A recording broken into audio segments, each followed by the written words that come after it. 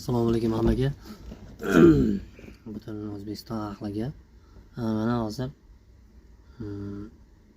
O'zbek Tayson degan bola chiqqan edi. Kamil Karate bilan jangi bo'libdi. U jangni ko'rib to'g'risi men uyalib ketdim. Sababi birinchidan O'zbek degan nomni pastga ham urgandek bo'ldi. O'zbek degan nimaga dog' tushirdi shanga deydi.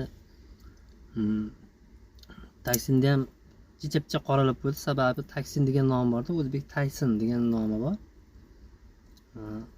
Kamil Karate undan hushidan ketkizib qo'yibdi. Bilmayman, shu yo ikkinchi yo uchinchi mag'lubiyati. Hech nima o'shini ko'ryapman, bilan nima o'ylayapti, jangini ko'ryapman. Xullas, hamma o'zini yo'ldan ketgan yaxshi, o'ziga birovga nima qilinmas, taqlid qilinmas, o'zini nimasi yo'nalishi bo'yicha chiqish kerak hamma.